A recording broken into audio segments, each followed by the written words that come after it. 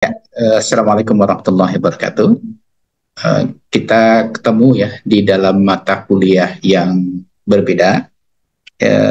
Kali ini kita akan mempelajari bagaimana metode penelitian itu diterapkan di keperawatan, ya, terutama nanti di sarjana keperawatan. Perlu diingat bahwasanya metodologi riset itu adalah bagian terpenting dari penelitian yang harus saudara tempuh nanti untuk mencapai gelar kesarjanaan di keperawatan. Jadi saya harapkan karena ini adalah mata kuliah yang penting untuk bekal saudara meneliti, mohon disimak dan dipahami seperti apa nanti langkah-langkah saudara untuk melakukan penelitian tersebut. Ya, kalau saya ingin berikan arahan kepada saudara, maka untuk meneliti itu yang terpenting itu yang pertama ini metodologi penelitian, yang kedua itu adalah biostatnya, ya. Jadi yang saya ajarkan itu sebenarnya adalah satu kesatuan untuk bisa saudara meneliti dengan baik. Jadi gampang atau tidaknya saudara meneliti itu tergantung bagaimana pemahaman saudara terhadap metode penelitian, kemudian juga termasuk substansi di keperawatan, ya, keperawatan apa nanti yang akan saudara teliti. Satu lagi adalah bagaimana cara pengolahan datanya, ya. Jadi mudah-mudahan ya dengan saya sudah mengajarkannya kemarin di Biostat, ya, bagaimana cara mengolah data. Nanti saya akan terangkan bagaimana pengolahan data itu diterapkan di dalam metode penelitian. Ya, jadi kajian yang akan kita bahas dari pertemuan ke-7 sampai dengan pertemuan 14 ya, itu akan kita bahas ya bagaimana cara meneliti itu dengan sebaik mungkin. Oke, sekarang karena kita masih teori ya, kita akan membahas bagaimana metode ilmiah dan metode penelitian itu bisa diterapkan untuk permasalahan-permasalahan atau kasus-kasus yang ada di keperawatan. Kita lihat di bagian pertama, ya. Di bagian pertama ini tertera di sana ada style of thinking. Jadi ada gaya-gaya berpikir untuk kita bisa menelaah atau kita bisa menemukan suatu permasalahan di dalam penelitian. Perlu diingat bahwasanya permasalahan penelitian itu sebenarnya adalah mencari sumber pengetahuan. Ada sebagian peneliti mengatakan ketika dia meneliti, dia menemukan suatu teori, ya, itu dinamakan dengan finding istilahnya. Temuan-temuan yang kita dapatkan ketika kita meneliti itu biasanya berasal dari pertama yang dinamakan dengan common sense, ya. Common sense itu adalah uh, kebiasaan, ya, kebiasaan baik ya yang ditemukan oleh seseorang sehingga dia bisa mendapatkan sumber pengetahuan atau teori tersebut. Ya, common sense ini biasanya didapatkan oleh orang yang terbiasa melakukan sesuatu. Contoh, saudara nanti bekerja misalnya di dinas kesehatan, saudara terbiasa memberikan promosi-promosi kesehatan. Maka ketika saudara melakukan promosi-promosi kesehatan terus-menerus, biasanya kita dapatkan suatu common sense. Kebiasaan-kebiasaan baik yang kita bisa dapatkan bahwasanya itu adalah sumber pengetahuan. Ya, itu dinamakan dengan common sense. Kedua, ada yang dinamakan dengan authority and tradition. Ya, setiap wilayah atau suatu nagari, Sumatera Barat sajalah, itu memiliki suatu tradisi-tradisi unik yang biasanya juga melahirkan suatu sumber pengetahuan. Contoh, kalau di Minangkabau misalnya, do kato mendaki, ado kato malereng, ado kato manurun, ya seperti itu. Itu sebenarnya menimbulkan suatu sumber pengetahuan, ya. Kepada orang yang lebih tinggi biasanya kita lebih hormat gitu. Sebaya kita berkerabat gitu. Di bawah kita sayangi seperti itu. Itu menghasilkan sumber pengetahuan. Artinya apa? Authority and tradition itu juga menghasilkan sumber pengetahuan. Kemudian postulat juga menghasilkan ilmu pengetahuan. Ini kebiasaan di keperawatan ini. Suatu postulat-postulat yang ada, atau suatu teorema-teorema yang ada, atau suatu SOP-SOP yang muncul dari bagaimana tindakan-tindakan keperawatan itu menghasilkan sebuah postulat. Dan postulat ini biasanya melahirkan suatu teori yang kita kenal dengan sumber pengetahuan. Ya. Kemudian juga ada soft evidence truth, ya. Jadi kebaikan-kebaikan yang berasal dari diri itu juga menghasilkan suatu sumber pengetahuan atau teori. Bentar ya, ada telepon.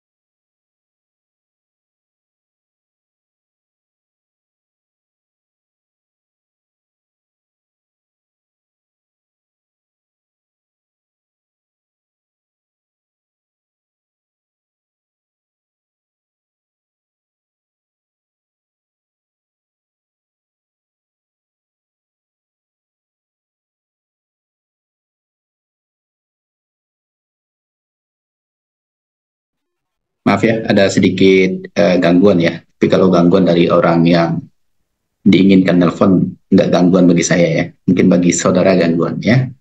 Jadi sampai di mana kita tadi? Self-evident truth. Jadi kebaikan-kebaikan yang ada dalam diri seseorang atau dalam diri kita, kebaikan baik itu akan menghasilkan sumber pengetahuan. Contohnya apa? Contoh ini, kalau kita rajin belajar, kita menjadi orang pintar. Kalau sudah rajin belajar itu ada dari diri kita, maka dia akan membuat kita menjadi lebih pintar. Itu yang dinamakan dengan sumber pengetahuan, ya, atau katakanlah suatu teori. Banyak sekarang itu yang menjadi apa namanya, yang menjadi kata-kata mutiara itu berasal dari dalam diri seseorang, ya. Orang yang rajin belajar biasanya pintar. Orang yang rajin menabung biasanya kaya, ya. Walaupun di agama kita tidak disuruh rajin menabung, ya, disuruh banyak beramal. Tapi itu sudah merupakan self-evident truth, ya. Jadi kebaikan-kebaikan yang ada dari dalam diri kita itu juga bisa menghasilkan sumber pengetahuan. Ya. Kemudian sains itu juga bisa menghasilkan sumber pengetahuan. Sains ini dari mana? Sains itu biasanya berasal dari penelitian-penelitian orang terdahulu, ya, yang menghasilkan ilmu pengetahuan. Penelitian-penelitian orang terdahulu itu nanti menghasilkan sumber pengetahuan. Dan inilah biasanya yang kita sebagai peneliti melakukan sitasi. Ya, sitasi itu adalah merujuk bagaimana pendapat-pendapat peneliti terdahulu. Ya, pendapat-pendapat peneliti terdahulu itu dinamakan dengan sumber pengetahuan. Paham ya? Kemudian selanjutnya, yang juga dikatakan sumber pengetahuan itu adalah adanya personal experience. Personal experience ini adalah pengalaman pribadi. Pengalaman pribadi yang didapatkan oleh seseorang, kemudian pengalaman itu berdampak kepada kehidupannya, itu juga bisa menghasilkan sumber pengetahuan. Ya, saya contohkan ini. Ada orang yang sekarang kan lagi marak-maraknya pergi haji ini, ya, marak-maraknya pergi haji. Ada orang miskin yang bisa haji, tapi ada orang kaya yang tidak bisa dan tidak sanggup untuk naik haji. Ya, nah, ini ada personal experience di sini. Ya, ketika orang miskin, ya, katakanlah untuk hidup saja dia susah, makan setiap hari aja dia susah, tapi tiba-tiba dia bisa ke Mekah. Ya, nah, itu dinamakan dengan personal experience yang bisa dijadikan sebagai sumber pengetahuan. Apa yang ada di dalam dirinya? Ternyata orang yang miskin ini selalu memberikan sedekah atau memberikan amalan kepada orang yang membutuhkan, padahal dia miskin. Tapi kan banyak orang kaya sekarang yang tidak mau bersedekah, ya. Nah, itu dinamakan dengan personal experience. Artinya apa? Kalau mempunyai tujuan yang baik, itu bisa saja berdasarkan pengalaman-pengalaman pribadi, sesuatu itu bisa tercapai. Sesuatu yang tidak mungkin, kata orang, itu bisa mungkin akibat adanya suatu kebaikan yang dia lakukan. Itu juga menghasilkan sumber pengetahuan. Jadi bisa saja nanti dia katakan bahwasanya, walaupun dia tidak mempunyai apa-apa, tetapi dia bisa melakukan apa-apa. Nah, itu juga dinamakan dengan sumber pengetahuan. Kemudian juga ada myth and superposition, ya. Myth and superposition ini artinya apa? Ketika kita mempunyai suatu kewenangan atau kita mempunyai suatu hal pimpinan lah, katakan seorang pimpinan, kepala dinas misalnya. Seorang kepala dinas yang baik misalnya, dia bisa saja nanti membuat suatu kebijakan. Kebijakannya itu harus diikuti oleh semua bawahannya. Tetapi kebijakannya ini adalah kebijakan yang baik. Sehingga nanti dia bikin suatu keputusan yang harus diikuti semua. Walaupun keputusan itu, ya, kalau ditinjau secara teori tidak masuk akal, tetapi dia bernilai baik, ya, untuk dilakukan untuk kepentingan instansinya, maka dia juga bisa menghasilkan sebagai sumber pengetahuan. Terakhir, yang menghasilkan sumber pengetahuan itu adalah case study. Case study itu studi kasus, ya. Studi kasus itu juga menghasilkan teori atau sumber pengetahuan. Kenapa? Karena dengan studi kasus kita bisa menelaah, ya, seseorang atau personal untuk kita bisa mendapatkan suatu kesimpulan yang utuh atas observasi yang kita lakukan untuk satu orang. Ingat ya, case study atau studi kasus ini biasanya tidak kita lakukan untuk banyak orang, tetapi hanya untuk segelintir orang. Biasanya kalau studi kasus di keperawatan, itu hanya satu orang. Contoh, saudara mau melakukan pembersihan luka post-operasi misalnya. Maka pasien saudara untuk melakukan penelitian itu hanya satu orang. Satu orang itu saudara observasi dari awal, kemudian saudara lakukan suatu tindakan, kemudian post tindakan saudara observasi bagaimana keadaan selanjutnya, saudara laporkan sebagai laporan kasus, maka itu dinamakan dengan studi kasus. Di slide pertama ini ada yang mau saudara tanyakan? Saya silakan. Ada paham apa yang saya sampaikan? Yuni? Paham Yuni? Pak, nanya Ya, silakan. Pak. Silakan. Berarti untuk meneliti ini tuh banyak cabangnya tuh yang bisa kita dapatkan untuk menggali pengetahuannya kan Pak. Ya, Berarti betul. kalau contohnya tradisi ini Pak, tradisi itu kan ya banyak yang tahu. Terus bagaimana cara kita menggalinya tuh biar hasil dari yang penelitian kita tuh lebih bagus hasil. Oke, ini pertanyaan Yuni bagus. Itu aja. Ya, bagus pertanyaan Yuni. Jadi salah satu untuk menghasilkan sumber pengetahuan itu adalah tradisi, saya bilang tadi ya, authority and tradition. Jadi banyak tradisi baik ya, misalnya yang membuat suatu tindakan keperawatan jadi lebih baik. Ini contoh ya. Sekarang pertanyaan Yuni, bagaimana caranya? Jadi gini, tradisi baik itu ya, itu biasanya membuat suatu hasil baik. Saya contohkan tradisi baik yang ada di Sumatera Barat ya. Kita Nurhizatul Dina. Coba di-mute dulu, apa?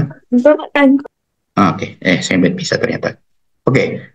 Tradisi baik, misalnya kita orang Sumatera Barat atau orang Muslim lah Sumatera Barat itu kebiasaannya adalah berwudu, ya, karena sholat kita 5 waktu berwudu, ya, maka biasanya kita ya setidak-tidaknya muka kita baik, anggota-anggota wudhu kita baik karena kita bersihkan sekurang-kurangnya 5 kali dalam satu hari, ya.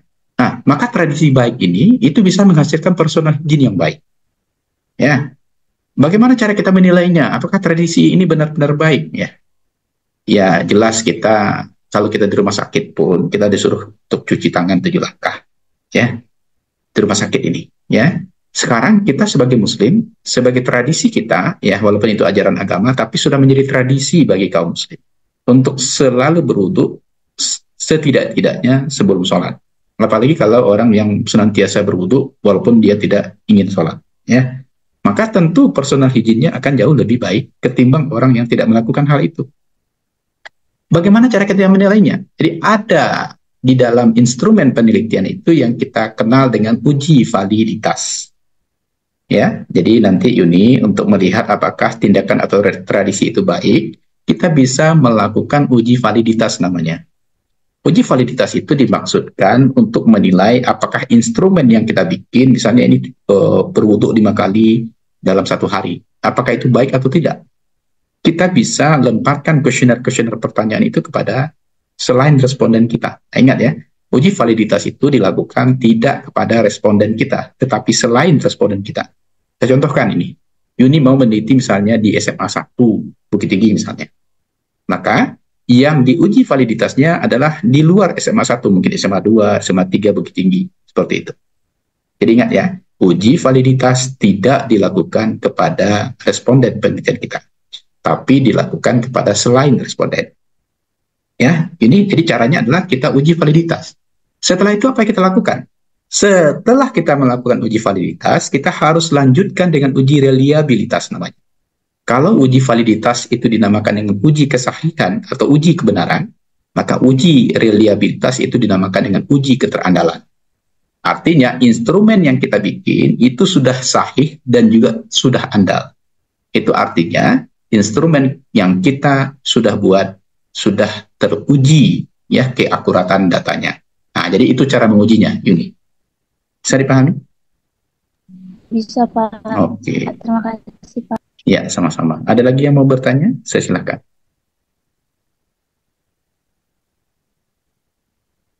Ada? Nurul, ada yang mau ditanyakan?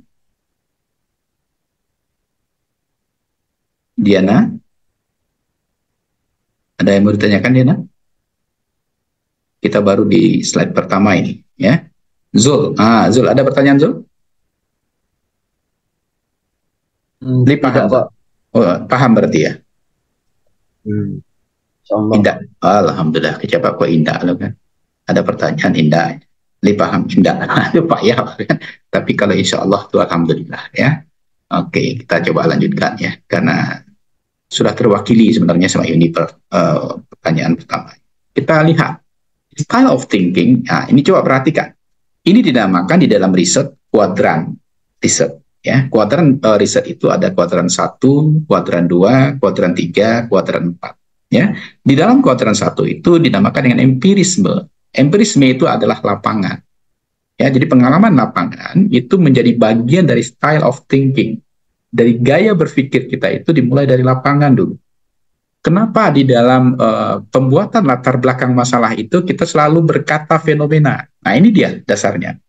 Fenomena itu adalah apa yang kita lihat di lapangan itu berbeda dengan kajian teori yang ada di buku. Ya, saya contohkan ini. Secara teori, kita mengatakan bahwasanya orang yang memiliki pengetahuan yang tinggi itu biasanya sikapnya positif.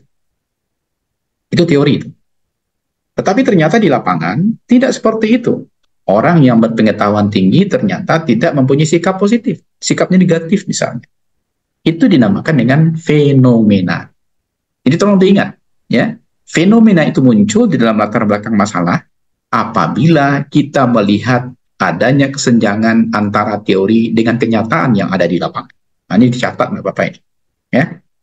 Jadi, saya ulangi lagi bahwasanya fenomena itu muncul apabila kita melihat adanya perbedaan teori dengan kenyataan yang ada di lapangan. Contohnya tadi, di dalam teori pengetahuan yang tinggi biasanya akan melahirkan sikap yang positif. Kenyataannya di lapangan tidak seperti itu. Orang yang mempunyai pengetahuan yang tinggi ternyata sikapnya negatif. Orang yang mempunyai pengetahuan yang tinggi ternyata tidak melakukan tindakan yang baik. Orang ya di suatu komplek misalnya, rata-rata pendidikannya tinggi. Pendidikan tinggi biasanya melahirkan pengetahuan yang tinggi. Ternyata sampah bertebaran di komplek itu. Itu artinya apa? Terjadi kesenjangan antara teori dengan kenyataan yang ada di lapangan. Di dalam empirisme ini, dia akan menghasilkan scientific method namanya, atau metode sains. Metode sains inilah yang akan memperkuat teori atau yang akan memperlemah teori. Artinya apa? Di dalam penelitian nanti, ketika data sudah saudara kumpulkan di lapangan, bisa saja hasil yang saudara dapatkan itu sesuai dengan kenyataan yang ada, atau sesuai dengan teori yang ada. Biasanya penelitian seperti itu, saudara katakan penelitiannya signifikan berhubungan, signifikan berpengaruh. Itu tergantung nanti bagaimana data yang saudara temukan di lapangan. Tetapi, ingat, di kuadran kirinya ada idealisme. Idealisme itu adalah bagian dari penelitian atau kita sebagai peneliti. Maka di idealisme itu nanti ada yang dinamakan dengan literary atau case study, studi kasus. Ada juga unstated opinion, jadi opini saudara yang bekerja di sana. Ingat ya, di dalam riset, ya, di dalam melakukan penelitian, opini kita itu harusnya dikesampingkan. Subjektivitas kita atas suatu permasalahan penelitian itu harus kita kesampingkan. Tapi ingat, kita manusia, ya, kadangkala ada keinginan kita yang harus kita paksakan ke responden, padahal itu tidak diperbolehkan, ya. Maka unstated opinion itu mestinya dikesampingkan, ya. Kemudian juga ada method of authority, ada metode kebersiapan kita, ya, sebagai peneliti. Itu juga harus berada di garis tengah, tidak boleh terlalu tinggi dan juga tidak perlu terlalu rendah. Ya, ada self evident trust, ya, kepercayaan diri ketika melakukan penelitian itu penting. Ya, kenapa? Karena kalau tidak ada self evident trust, orang tidak percaya kepada kita sebagai peneliti. ya, tidak mau dia memberikan data yang benar kepada kita, ya. Kenapa? Karena dia tidak percaya kepada diri kita. Maka self-evident part itu adalah suatu keniscayaan untuk kita melakukan penelitian. Dan terakhir ada postulasional. Ya, postulasional itu adalah teori-teori yang sudah ada yang menjadi rujukan kita untuk melakukan penelitian. Itulah self of thinking. Jadi pemikiran-pemikiran atau gaya-gaya pemikiran yang muncul itu biasanya berada di sini. Kalau seandainya ini sudah bisa saudara lakukan, maka eksistensialisme akan terjadi.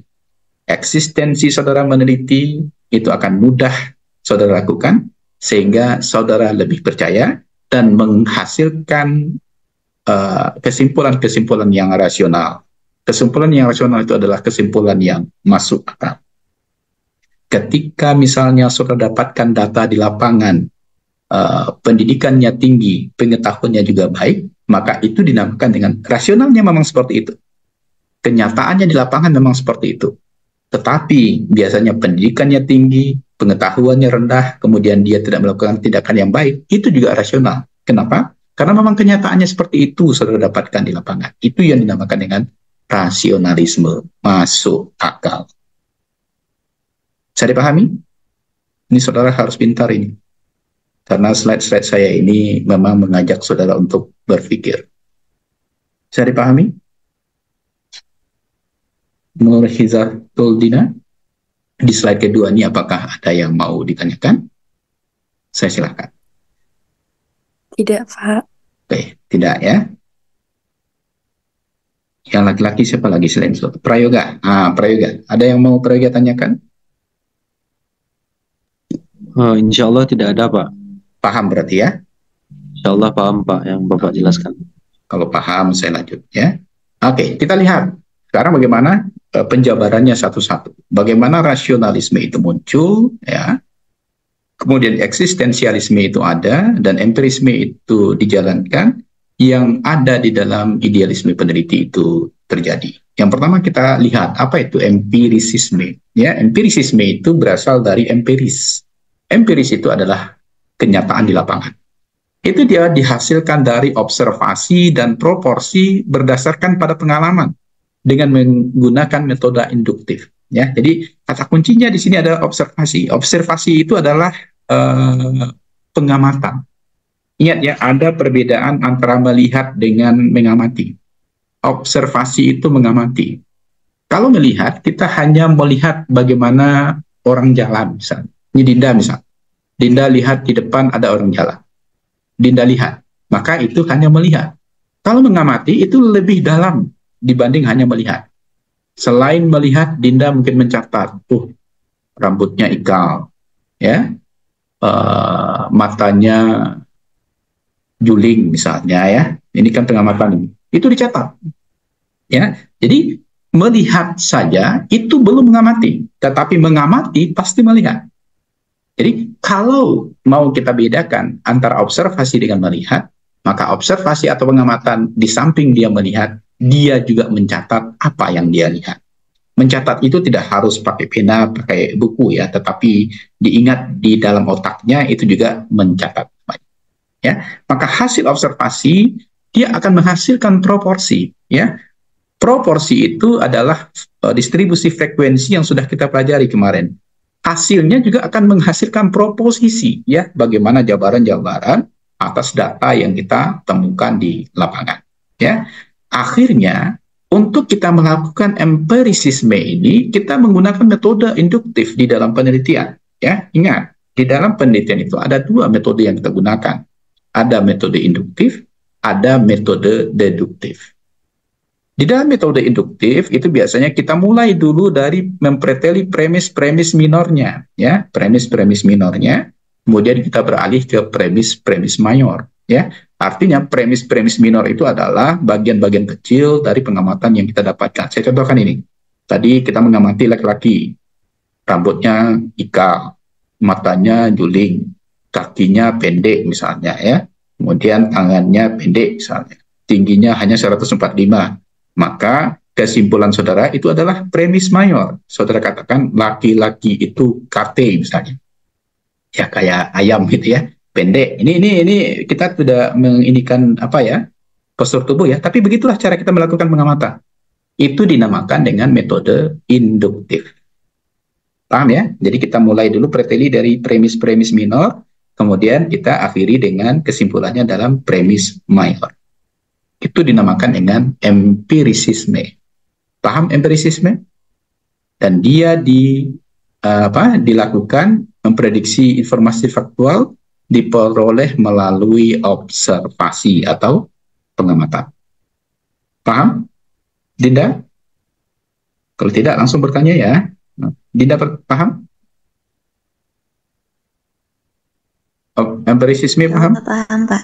Paham ya. Jadi nanti kalau aplikasinya bagaimana? Misal ya, saudara mengambil penelitian keperawatan medikal bedah. Saudara melakukan perawatan luka ya, post operasi. Ya, maka saudara lihat dulu perawatan luka post operasinya seperti apa, bagaimana keadaan luka post operasi, misalnya maruya istilah kitanya ya, nanah banyak, darahnya masih belum berhenti gitu ya, maka itu saudara observasi dulu. Nah, itu catatan itu, nanahnya masih banyak, darahnya masih belum berhenti ya, perbannya masih berbalut darah, itu semuanya adalah pengamatan awal, itu dinamakan premis minor ya. Nanti di akhirnya lukanya masih basah. Jadi itu dinamakan dengan kesimpulan premis mayor. Ya, itu pada KMB. Ya, luka post operasi. Bagaimana di komunitas? Komunitas juga seperti itu. Saudara misalnya meneliti tentang hipertensi lansia. Hipertensi pada lansia. Saudara catat dulu lansianya umurnya sekian, kemudian suka uring-uringan, batuknya tak berhenti. Ya, semuanya saudara catat. Nah, saudara bikin di kesimpulannya hipertensinya akut. Itu dinamakan dengan empirisisme di komunitas. Paham? Intan paham, Intan?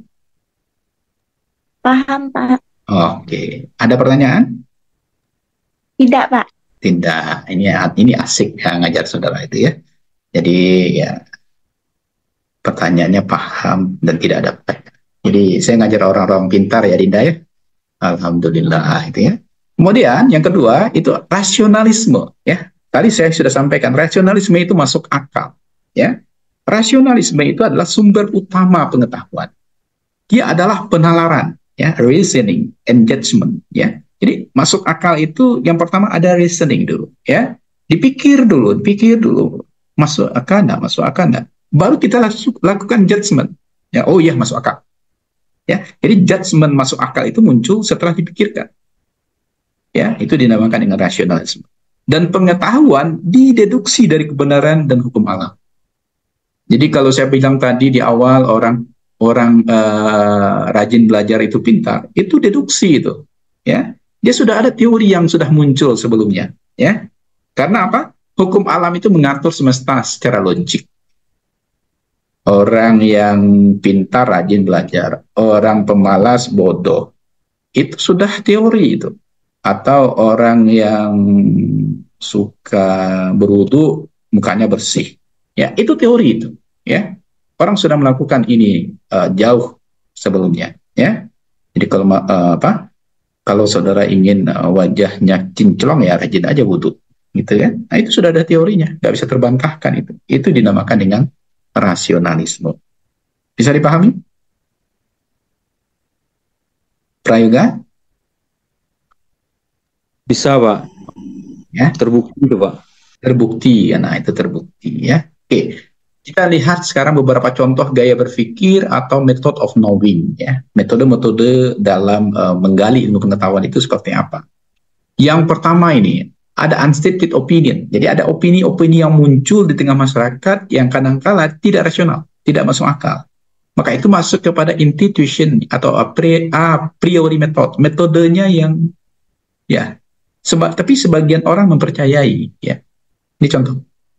Angka 13 adalah angka sial. Kalau saya tanya sama Dinda, percaya nggak ini?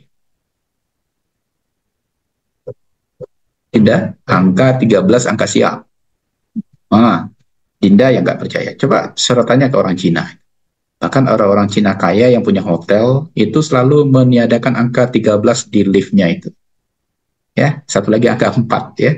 Kalau saudara pergi ke hotel itu 1, 2, 3, 5, 6, 7, 4-nya nggak ada. Dan angka 13-nya biasanya juga tidak ada. Ya, tapi itu adalah sebuah a priori metode, ya, metode yang kadang-kadang tidak masuk akal, tetapi dipercaya oleh sebagian orang. Apakah ini suatu kebenaran? Belum tentu. Kalau saudara tanyakan ke Muslim, pasti dia tolak mentah-mentah. Tapi kalau saudara berteman dengan orang Konghucu, orang Cina, pasti dia pakai. Ya, jangankan itu. Nah, ini kadang-kadang Muslim tidak ikut-ikutan. Ada yang percaya kepada Siu. Dinda, apa? Zodiaknya apa? Coba Dinda, apa zodiaknya? Dinda, apa zodiaknya? Capricorn, Pak. Ah, kan masih percaya. Ini buktinya. Ini bukti ya. Kita masih percaya. Kalau Intan, apa zodiaknya? Recording. Apa? Intan, apa zodiaknya? Ini kita tes ini ya. Prayoga, apa zodiaknya? Nah, jawab aja lah yang jujur. Apa zodiak? Nah, gitu ya. Jadi kan kita kadang-kadang seperti itu ya. Tapi kadang-kala kita tahu itu waktu kita belum mengetahui ajaran agama ya. Tapi nggak apa-apa sih sebenarnya. Tapi jangan selalu baca, ini enggak, bagaimana kehidupannya hari ini, yang pertama dilihatnya adalah zodiaknya. Ini ngapain gitu ya. Itu nggak boleh, ya itu nggak boleh. Karena itu dinamakan dengan a priori method, ya. Metode yang kadang-kala itu dipercaya oleh sebagian orang, tapi itu bukan kebenaran mutlak, ya. Kebenarannya hanya relatif, ya. Bahkan kita sebagai Muslim diminta untuk tidak mempercayai itu. Gitu. Ini lagi laut Cina Selatan dikuasai oleh Ratu Selatan. Kalau kita pasti nolak. Tapi kalau saudara pergi ke Parangtritis itu, dia pasti akui, oh iya katanya, ya. Maka ada sesajen, ya, ketika bulan tertentu di sana. Satu lagi di Pariaman itu, Tabui, ya. Ya, Tabui itu juga sama itu, ya. Di agama kita nggak boleh sebenarnya. Tapi kebiasaan-kebiasaan itu dianggap sebagai a priori metode, ya. Metodenya ya biasanya dianggap benar oleh suatu kaum, tapi sebenarnya kebenaran itu bukan kebenaran mutlak, kebenarannya relatif, seperti itu. Paham? Paham ya? Yang kedua, ada yang kita kenal dengan self-evident truth atau metode of tenacity namanya. Ya, ini contoh. Semua makhluk hidup akan mati. Ini kalau kita tanyakan kepada orang Muslim, yakin, hakul yakin ini pasti benar. Itu dinamakan dengan self-evident truth. Jadi ada kebenaran yang muncul karena keyakinan yang kita punyai, yaitu self-evident truth. Ya. Kemudian semua benda di bumi akan jatuh ke bawah. Ya. Orang yang tidak mengenal ilmu pengetahuan pun itu pasti percaya bahwasanya semua benda yang dilempar ke atas pasti turun ke bawah. Ya, kenapa? Kalau di orang sains dia udah tahu tuh ada gaya gravitasi. Tapi orang yang tidak mengerti sains pun maka dia mempercayai bahwasanya memang benda yang ada di atas itu pasti akan turun ke bawah. Ya, itu dinamakan dengan self-evident truth. Ya. Kemudian ada method of authority namanya. Ya, method of authority itu diantaranya adalah rahasia perusahaan sukses di Amerika. Ini kan contoh. Kita juga banyak itu. Bagaimana rahasia AAG bisa membangun bisnisnya mulai dari nol sampai dengan berhasil sampai saat ini. Itu juga ada method of authority namanya. Ya. Jadi bagaimana metode-metode baik ini bisa ditularkan kepada orang banyak. Oke, ada yang mau ditanyakan? Saya matikan lampu dulu ya, terlalu terang.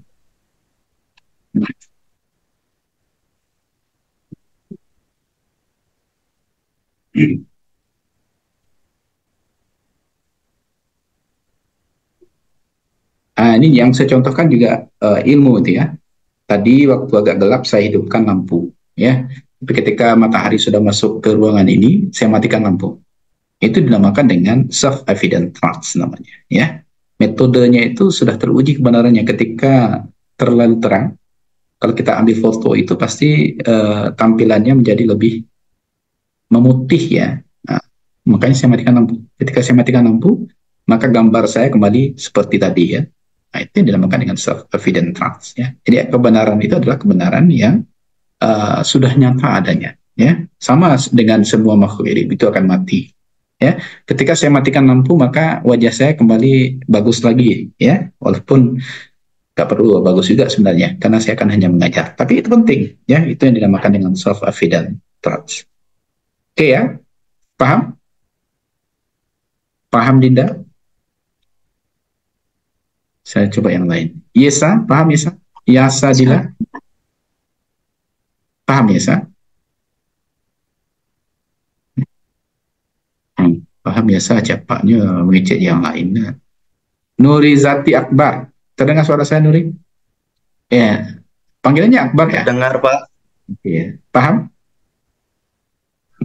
Paham, Pak. Oke. Ya, kita baru di teori ini ya, jadi mungkin barangkali belum mengena kepada bukti-bukti konkret. Nanti mungkin barangkali akan kita lanjutkan juga ke bagaimana bukti-bukti konkret ketika kita sudah mulai melakukan penelitian.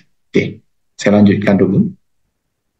Jadi yang keempat ada literary style namanya. Ya, studi kasus pada sebuah perusahaan. Ya, misalnya ada teori motivasi Abraham Maslow. Ya, Maslow itu pertumbuhan ekonomi menurut deret ukur, kemudian pertumbuhan apa yang menurut deret hitung, seperti itu ya. Nah, jadi dia dihasilkan dari suatu teori.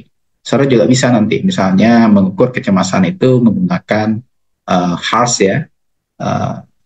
Kecemasan itu diukur berdasarkan skala-skala tertentu, itu juga bisa digunakan untuk menggunakan metode pemikiran yang kritis seperti itu. Kemudian juga ada postulat style, jadi gaya-gaya postulat yang ada, diantaranya adalah simulasi difusi inovasi. Kemudian kalau di fisika ada E sama dengan MC kuadrat, kalau saudara masih ingat ya. Kalau di saudara juga ada sebenarnya ya, kalau ya seperti pertumbuhan tadi, itu bisa juga menggunakan postulat-postulat yang ada. Yang terakhir adalah scientific method. Scientific method inilah biasanya yang kita gunakan ketika kita mengambil suatu teorema di dalam penelitian, terutama teorema-teorema yang berkenaan dengan metode penelitian, ya, itu dinamakan dengan scientific method. Contoh diantaranya ada sampel, ya, ada pengambilan populasi, ya, ada pengambilan sampelnya berjenjang, ya, ada pengambilan sampelnya secara acak atau random, ada juga pengambilan sampel secara non-random, ya, itu nanti menjadi suatu scientific method ketika kita melakukan penelitian. Ini dia, science tadi di dalam metode penelitian itu menghasilkan dua hal. Ya, yang pertama adalah adanya metode ilmiah. Ya, di dalam metode ilmiah ini dia akan berisi nanti prosedur-prosedur yang ketat untuk menghasilkan penelitian yang berkualitas. Prosedur-prosedur ini biasanya mengadopsi gaya-gaya metode ilmiah. Yang pertama, contohnya menemukan suatu masalah. Masalah itu biasanya ditemukan dari adanya fenomena, artinya ada kesenjangan antara teori dengan kenyataan di lapangan. Kemudian yang kedua biasanya menguji hipotesis, ya, membuat suatu hipotesis, ya. Yang ketiga menguji hipotesis dengan eksperimen, kemudian kembali menguji eksperimen dengan eksperimen lanjutan, kemudian nanti baru kita membuat suatu kesimpulan. Itu dinamakan dengan metode ilmiah, ya. Maka dinamakan prosedur-prosedur yang ketat, ya. Prosedur-prosedur itu harus kita lakukan. Di antaranya adalah ketika kita menguji eksperimen, menguji hipotesis dengan eksperimen itu, pasti nanti kita akan melakukan pengolahan data. Kalau saudara melakukan penelitian menggunakan penelitian induktif, maka tentu saudara harus menggunakan bantuan statistik untuk menganalisis atau mengolah datanya. Ya, maka dia menggunakan prosedur yang ketat. Di samping itu, sains itu juga harus adanya norma komunitas ilmiah. Ya. Norma komunitas ilmiah itu adalah seperangkat norma dan nilai profesional yang diinternalisasi oleh peneliti. Ya. Jadi nanti ketika saudara melakukan penelitian, itu ada aturan-aturan baku yang harus saudara lakukan di sana. Di antaranya, kita mengenal ada informed consent. Informed consent itu adalah persetujuan yang dilakukan responden setelah dilakukan penjelasan terlebih dahulu oleh peneliti. Catat ini ya. Jadi norma komunitas ilmiah itu nanti diantaranya saudara akan melakukan informed consent. Ya, di mana informed consent itu adalah persetujuan responden setelah diberikan penjelasan yang lengkap oleh peneliti. Nah, itu informed consent. Jadi informed consent itu tidak saudara paksakan responden untuk menandatangani saja, tetapi kita sampaikan dulu penelitian kita itu tentang apa. Apa nanti keterlibatan responden di dalam penelitian kita. Apa-apa saja yang menjadi hak responden dan apa-apa saja yang menjadi kewajiban responden. Itu harus kita jelaskan sebagai peneliti. Saya contohkan. Saudara mau meneliti tentang pemberian penyuluhan. Berarti saudara memberikan edukasi kesehatan di responden. Maka sampaikan, di dalam penelitian ini Pak, di dalam penelitian ini Bu, di dalam penelitian ini saudara, adik atau siapa nanti yang menjadi responden penelitian saudara, sampaikan bahwasanya Bapak, Ibu, Saudara, adik akan terlibat penuh di dalam penelitian ini. Ibu akan ditanyakan seluruh kuesioner atau pertanyaan penelitian yang berkenaan dengan pengetahuan tentang A. Hipertensi lah contohnya, pengetahuan tentang hipertensi. Seluruh pertanyaan ini wajib Ibu jawab, berarti itu kan kewajibannya. Kemudian setelah Ibu menjawab pertanyaan ini, Ibu berhak juga untuk menanyakan kepada kami kenapa ini harus dijawab. Nah, jadi haknya juga ada. Kewajiban responden kita sampaikan, haknya juga harus kita sampaikan. Kalau sudah selesai kita menjelaskan kepada responden, baru kita minta persetujuan responden dengan menandatangani informed consent. Nah, jangan tiba-tiba, Bu, informed consent tertangan sih, Bu. Nah, Ibu tidak tahu udah apa-apa. Nah, di pasusnya penandatangan. Nah, sudah menjawab. Nah, seperti itu nggak boleh. Ya, itu ada di sana yang saudara langgar. Yang saudara langgar itu adalah norma komunitas ilmiah. Seperangkat norma dan nilai profesional yang diinternalisasi oleh peneliti. Bisa dipahami? Akbar? Bisa, Pak. Ada yang mau ditanyakan nggak? Ayo, bertanyalah banyak-banyak ya. Ini kita online ini ya, kadang-kadang membuat saudara terbatas pula untuk bertanya ini. Coba, ada yang mau ditanyakan nggak tentang apa yang saya sampaikan? Ya, Sadila, ada yang mau ditanyakan? Nah, ini langsung indah ya kan. Siapa yang bertanya yang lain, aduh ya. Yuni lah lagi. Ada Yuni yang mau ditanyakan, Yuni? Ada Yuni yang mau ditanyakan? Tidak lu yang lain. Weni wakilkan temannya untuk bertanya, Wen. Coba, Wen. Ya, Weni Safitri. Kasihan ini. Ada yang mau ditanyakan? Tidak, Pak. Ya Allah, masa paham sih saudara? Bukan nak bicara paham sih saudara. Ri Novianti. Ri, ada yang mau ditanyakan, Ri? Tidak, Pak. Allah Akbar. Itu yang Dina, Nur Hizratul Dina, ada yang bertanyakan? Ikut sadut Pak. Tidak, Pak. Langsung paham sih saudara-saudara itu ya, tidak yakin loh Pak. Harmen? Ya, Harmen. Apa Harmen lah lalu? Ya, Pak. Apa pertanyaannya Harmen? Ayo.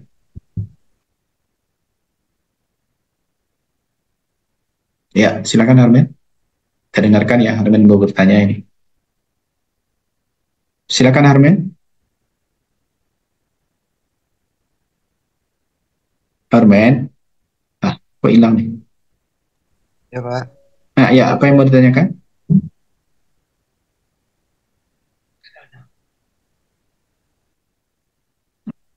Apa Harmen?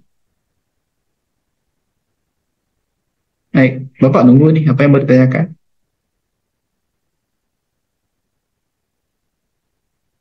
Harmen? Ya, Pak. Ya, apa yang mau ditanyakan? Ayo.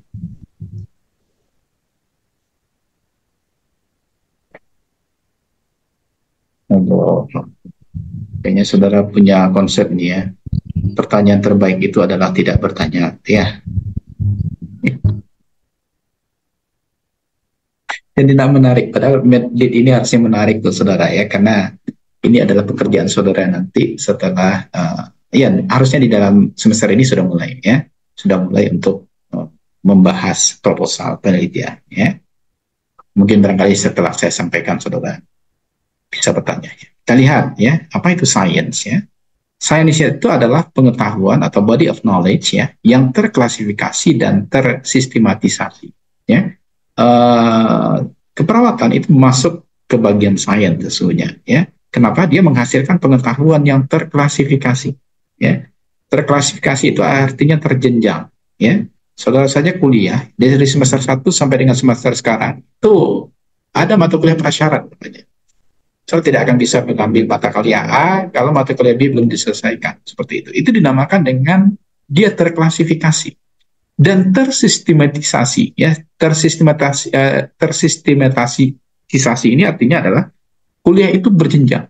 Ya, tidak akan bisa saudara bisa langsung saja ke semester 5 kalau semester 1 belum selesai perkuliahan. Ya, seperti itu. Kemudian di sains itu dia terorganisasi berdasar satu atau lebih teori sentral atau sentral tendensi dan sejumlah prinsip umum. Ingat nanti ya, sains itu akan menghasilkan nanti pengolahan data yang tersistematis, dimulai dari statistik deskriptif yang sudah kita pelajari kemarin. Tidak akan bisa kita lanjut ke statistik inferensial kalau statistik deskriptif belum selesai. Ya, itu namanya terorganisasi berdasarkan satu atau lebih teori sentral dari sejumlah prinsip umum. Ya.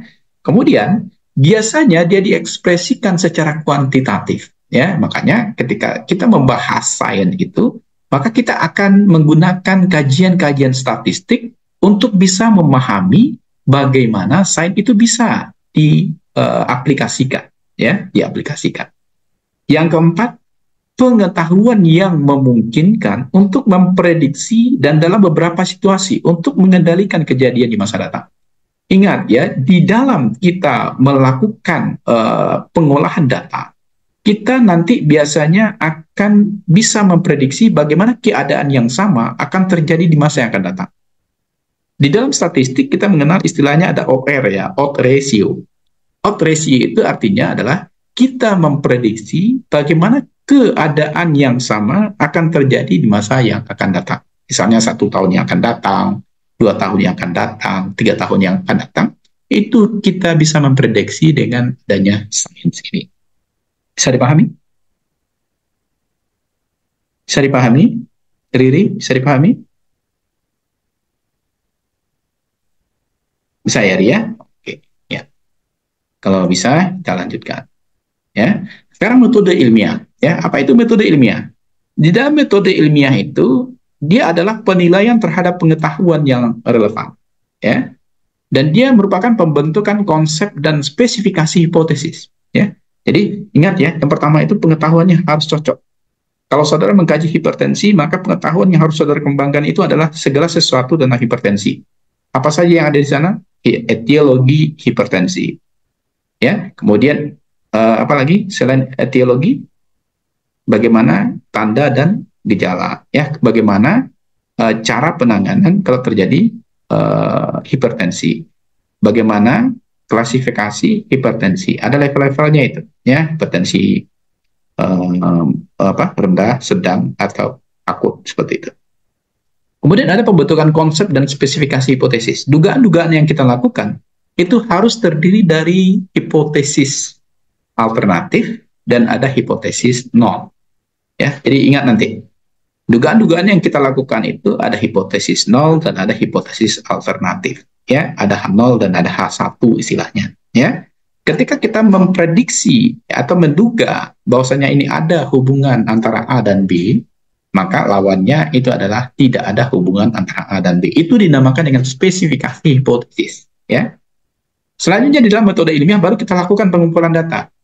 Jadi pengumpulan data itu kita lakukan setelah kita melakukan hipotesis terlebih dahulu. Ada dugaan kita sebelumnya, sebelum kita melakukan pengumpulan data. Selanjutnya yang keempat, adanya pengorganisasian dan analisis data dengan cara yang relevan. Kalau seandainya saudara meneliti hubungan misalnya, hubungan A dan B, maka tentu analisis saudara adalah, yang pertama adalah analisis statistik deskriptif. Saudara tentukan distribusi frekuensi relatif, distribusi frekuensi kumulatif. Kemudian saudara lanjutkan dengan sentral tendensi, standar deviasi, baru saudara mengkaji prostat, tabel silang. bagaimana hubungan pengetahuan dengan sikap misalnya. Ya, bagaimana hubungan A dan B misalnya. Itu dinamakan dengan pengorganisasian dan analisis data dengan cara yang relevan. Kalau saudara meneliti tentang pengaruh misalnya, penelitiannya eksperimental, maka tetap dahulu harus saudara selesaikan statistik deskriptifnya. Ya. Setelah statistik deskriptifnya selesai, baru saudara lanjutkan dengan bagaimana pengaruh A dan B. Misalnya pengaruh terapi A terhadap kejadian hipertensi misalnya. Maka nanti akan ada uji T di sana. Bisa saja nanti uji T-nya berpasangan. Bagaimana pre-testnya sebelum dilakukan intervensi, kemudian bagaimana post-testnya setelah dilakukan intervensi. Nanti saudara lihat pengaruhnya. Ternyata di pre-test dan post-test terjadi pengaruh sehingga hipertensinya menjadi berkurang. Itu dikatakan statistik diferensial. Dan uji yang kita lakukan atau analisis data yang kita lakukan itu relevan. Paham? Paham? Harmen, paham Harmen? Harmen? Udah pergi Harmen. Jadi paham Harmen? Apa lah, babusa-busa ngecek lu. Apa nak mendongeng deh, tetapi ini adalah ilmu ini. Ilmu ini harusnya nanti harus saudara pahami, sehingga nanti bisa melakukan penelitian sebaik mungkin. Makanya saya selalu mengatakan riset itu gampang. Gampang itu kalau kita memahaminya dengan baik. Ya. Tapi menjadi sulit kalau kita tidak memahami sama sekali. Ya Dinda? Dipaham Dinda? Linda, raso Linda raso Pak dongengan Dinda. Kok raso badongeng Pak kan? Apa kok yang baca itu macam Pak adalah yang Pak sampai itu ilmu gitu kan? Linda. Lai paham ya? Lai. Oke. Kemudian yang kelima, itu baru kita melakukan evaluasi dan pembelajaran dari temuan atau hasil riset, ya. Jadi analisis itu ya biasanya menghasilkan suatu kesimpulan dan juga menghasilkan saran. Ya. Misalnya ya di dalam penelitian kita baru kita temukan itu, kita menyarankan nanti ke peneliti selanjutnya lakukan ini misalnya, ya. Nah itu dinamakan evaluasi dan pembelajaran dari temuan atau hasil riset. Ternyata dari hasil kita ya pengetahuannya belum begitu baik peningkatannya. Kita sarankan nanti untuk peneliti selanjutnya lakukan pengolahan data lebih banyak dengan responden yang lebih banyak sehingga hasilnya mungkin akan lebih baik seperti itu. Itu dinamakan dengan evaluasi. Ya, itu dinamakan dengan evaluasi. Kemudian yang keenam adanya penyebaran informasi riset. Jadi hasil penelitian saudara itu harus saudara publikasikan. Publikasikan dengan apa? Bisa saja nanti saudara bikin buku laporan skripsi. Buku laporan skripsi itu adalah penyebaran informasi riset. Atau kalau saudara mempunyai keinginan yang lebih baik, saudara publikasi. Misalnya di jurnal nasional, punya kita mungkin di jurnal kesehatan Sinta 3, ya itu adalah penyebaran informasi riset. Atau saudara paparkan hasil penelitian saudara itu ke dinas kesehatan, ya, ke sekolah, kalau saudara meneliti di sekolah, ya itu dinamakan dengan penyebaran informasi riset. Kemudian nanti di dalam metode ilmiah itu penting untuk kita memberikan penjelasan. Kenapa hasilnya seperti ini, ya apa yang terjadi sehingga hasilnya seperti ini, ya itu penting untuk kita memberikan penjelasan. Selanjutnya kita membuat prediksi, itu yang OR tadi, odds ratio, sehingga kita bisa memprediksi kejadian ini akan terjadi lagi di masa yang akan datang sekian persen, ya. Jadi dalam odds ratio itu kita bisa memprediksi bagaimana kejadian yang sama itu akan terjadi di masa yang akan datang. Yang kesembilan, kita melakukan aktivitas pengendalian yang diperlukan. Ya, segala sesuatu ya yang berkenaan dengan penelitian pasti kita yang lebih tahu. Maka kitalah yang bisa mengendalikan agar bias yang kita dapatkan ketika data kita kumpulkan itu bisa kita atasi. Ya, kita melakukan aktivitas pengendalian yang diperlukan. Inilah yang masuk ke dalam metode ilmiah. Selanjutnya ada norma komunitas ilmiah. Ya, di dalam norma komunitas ilmiah ini ada yang dikenal dengan universalisme, universal. Di mana nanti di sini penelitian itu dinilai semata-mata atas dasar sumbangannya terhadap ilmu pengetahuan, tanpa melihat pihak yang melakukan penelitian dan tempat penelitian dilakukan. Ini kata-kata yang menarik di dalam riset adalah penelitian itu dilakukan sebagaimana adanya, bukan sebagaimana seharusnya. Nah, itu yang universal. Catat ini ya, nggak ada di slide itu. Ya, penelitian itu adalah ya dilakukan sebagaimana adanya, bukan sebagaimana seharusnya. Kalau seandainya ini sudah dilakukan, maka penelitian itu dinilai semata-mata atas dasar sumbangannya terhadap ilmu pengetahuan, tanpa melihat pihak yang melakukan penelitian dan tempat penelitian dilakukan. Artinya tidak ada data titipan. Ya, ini saudara misalnya melakukan penelitian tentang stunting misalnya. Ya, stunting ini kan masalah sekarang di Sumatera Barat misalnya. Ya, maka ada titipan dari Dinas Kesehatan, jangan diekspos hal-hal yang buruk misalnya. Maka kata-kata yang tadi saya sampaikan, penelitian itu menyampaikan sebagaimana adanya, bukan sebagaimana seharusnya.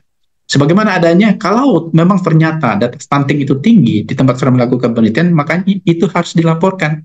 Tidak boleh ditutup-tutupi. Ya. Tidak boleh takut gara-gara ada permintaan Dinas Kesehatan jangan diekspos. Kalau saudara tutup-tutupi, maka itu berarti saudara sudah menyampaikan sebagaimana seharusnya, bukan sebagaimana adanya. Apa yang ditemukan itu yang kita laporkan, tidak ya mengikuti bagaimana keadaan tempat kita melakukan penelitian. Bisa dipahami? Kata-kata universal itu yang pertama. Dinda Bisa, Pak. Isabel, Dinda bisa ya? Sylvie bisa ya? Oke. Insyaallah, Yang Pak. kedua, ada organized skepticism ya. Ilmuwan itu harus berlaku selalu bersikap kritis dan berhati-hati dalam menerima ide baru ya. Contoh ini, tiba-tiba ada misal ya, tiba-tiba ada kasus kemarin itu ada apa itu yang kasus apa monyet itu apa namanya yang baru masuk ada Cacar monyet, Pak. cacar monyet. Cacar monyet. Nah, itu tiba-tiba saudara menjadi apa ya? Menjadi takut tiba-tiba, ya. Nah, maka kita tidak boleh apa namanya? Kita itu langsung menerima apa yang kita dengar sehingga kita langsung menyampaikan hal itu ke khalayak ramai. Kita itu harus kritis dulu dan harus berhati-hati menerima ide baru, ya. Jangan-jangan cacar monyet itu tidak terjadi di tempat kita. Tetapi kita sudah mempromosikan A, B, C, D sehingga masyarakat takut. Itu menjadi hal yang berbahaya. Ya, itu yang dinamakan dengan organized skepticism. Ya, organized skepticism itu. Jadi ilmuwan itu harus selalu bersikap kritis. Saring dulu informasi yang kita terima dan kita harus berhati-hati menyampaikannya ke khalayak ramai. Kalau seandainya kita mau riset pun, ya kita harus cukupkan dulu data sehingga kita baru mau melakukan riset. Ya. Seperti itu. Kemudian ada yang ketiga, disinterestedness namanya. Ilmuwan itu harus netral dan terbuka terhadap hal-hal baru. Ya, jadi tidak ada sesungguhnya di dalam penelitian itu penelitian titipan.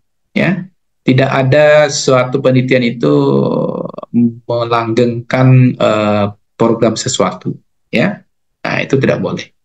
Jadi kata-kata yang saya sampaikan tadi, penelitian itu adalah menyampaikan sebagaimana adanya, bukan sebagaimana seharusnya. Itu memang harus dicamkan oleh semua peneliti yang akan melakukan riset, ya. Seperti itu. Kemudian yang keempat ada communalism, ya, di mana di sana pengetahuan ilmiah harus disebarluaskan dan dimiliki bersama. Dan temuan ilmiah itu merupakan milik publik yang dapat digunakan oleh semua orang. Ya, ini dinamakan dengan proses riset itu harus dipaparkan secara rinci. Jadi kalau saudara nanti melakukan penelitian, yang harus lengkap itu di metode penelitian, langkah-langkah apa yang saudara lakukan, kemudian bagaimana cara saudara melakukan pengolahan data, itu penting dirunut secara detail. Sehingga nanti kalau seandainya ada orang yang mau melakukan penelitian yang sama dengan saudara, dia tidak salah langkah. Ya, itu yang dinamakan dengan communalism. Ya. Yang kelima, yang terakhir itu adalah honesty, kejujuran. Penelitian itu merupakan norma budaya yang utama bagi seorang peneliti dan ilmuwan. Dan ketidakjujuran merupakan tabu besar. Jadi, saudara dapat data tidak berhubungan, maka sampaikanlah itu tidak berhubungan. Jangan dirubah-rubah datanya. Kalau saudara rubah-rubah datanya, berarti saudara tidak jujur. Honesty hilang di dalam norma komunitas ilmiah. Pak, biar tamu ya Pak, ubah saya data kubahnya Pak, atau nggak boleh. Ya, itu tidak boleh.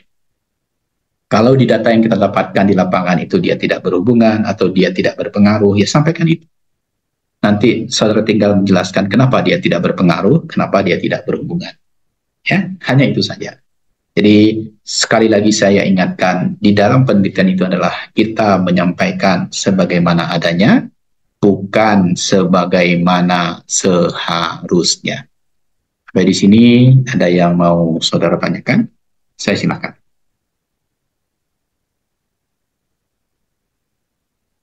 Ada? Ada yang mau ditanyakan?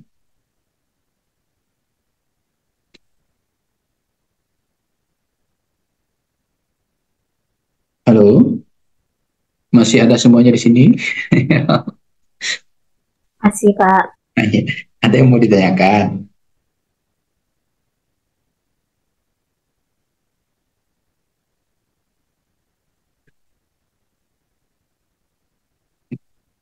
Kalau mengisi sih Pak Surah apa ya? Pak Yuni, ada yang nggak mau tanya Yuni? Enggak, Pak. Enggak. Sekali ini pertanyaan itu enggak doy deh.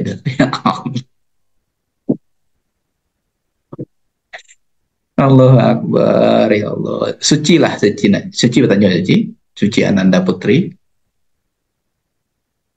Ada pertanyaan? Ada pertanyaan, Pak. Aduh, ya. Silvi, lain gini ya. Silvi Anastasia. Ada Silvi. Nampaknya Pak harus bahasa Minang ya, biar mengerti kalian dah. Baru bertanya Pak. Dinda, ada pertanyaan Dinda? Enggak, Ya, Pak. Pak. Ah, boleh bahasa Minang Dinda bertanya. Nggak harus bahasa Indonesia. Silakan kalau ada pertanyaan. Zulfikri, Zulfikri apa bertanya lah Zul itu. Mana Zul duduk aja bertanya lah.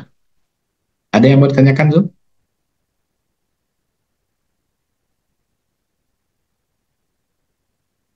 Tidak, Pak. Tidak pula ya. Ya Sadila, kelama absen Pak. Ada pertanyaan ya Sadila? Tidak, Pak. Riki lah Ki. Katanya lagi. Sagan wajib kawan Ayo Ki, bertanya lagi. Ayo. Tidak ada dong, Pak. Kita dengarkan Riki bertanya dulu ya. Ayo. Kita tidak akan lanjut sebelum Riki bertanya itu ya. Ayo. Atau kalau enggak bertanya Riki jelaskan ya slide yang Bapak sedang tayangkan sekarang ini.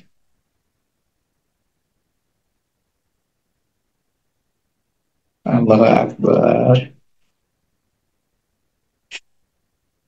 Oke. Kayaknya saudara kalau tidak terlihat langsung ya apa yang saudara mau kerjakan itu menjadi tak menarik sama saudara sekalian. Padahal saya sudah gencar-gencarnya menggali ya bagaimana saudara itu meneliti. Saya coba buka sedikit ya contoh proposal ya. Bentar.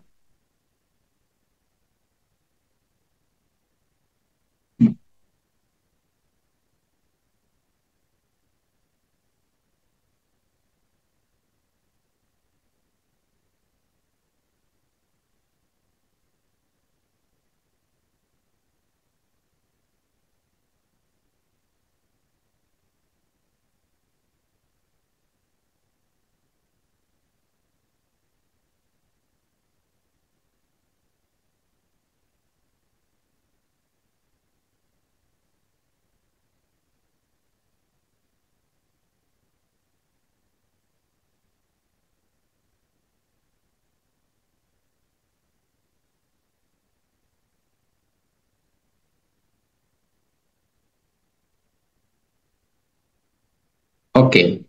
Nih. Kayaknya mungkin kalau saya tampilkan judul sama saudara mungkin agak menarik.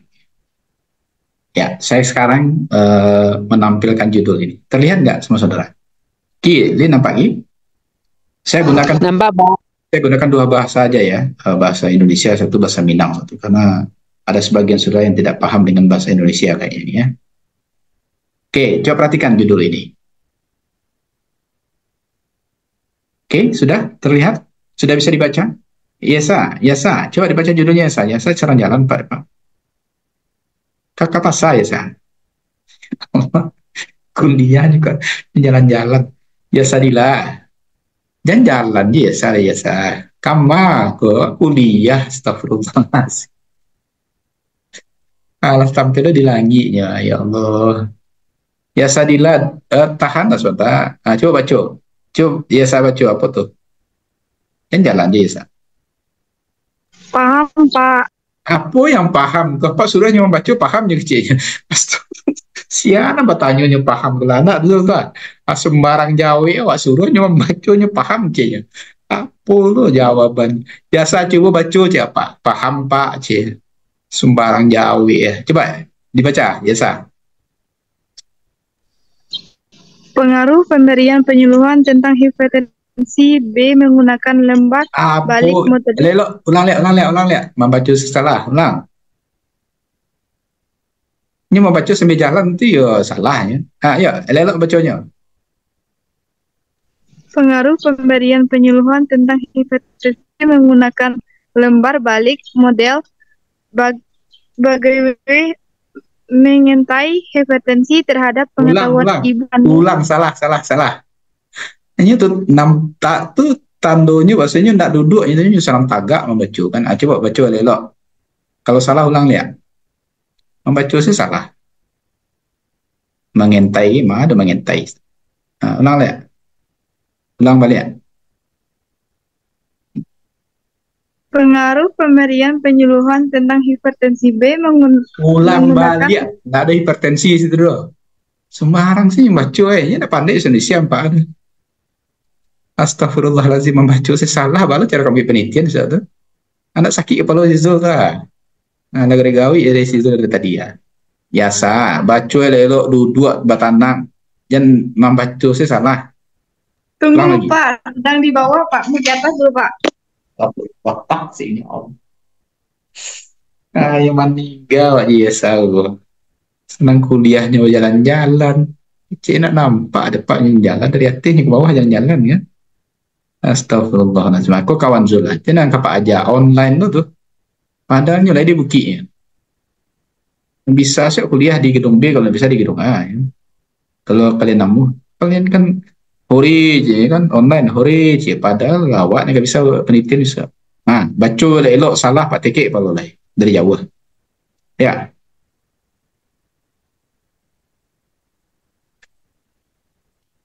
Baca lah ya. Iya Pak. Pengaruh pemberian penyuluhan tentang hepatitis B menggunakan lembar balik model bagaimana mengentai hepatitis. Tidak pandai sih ya saya kamu baca dulu. Keragu lah Pak dari tadi mengentai mana ada mengentai.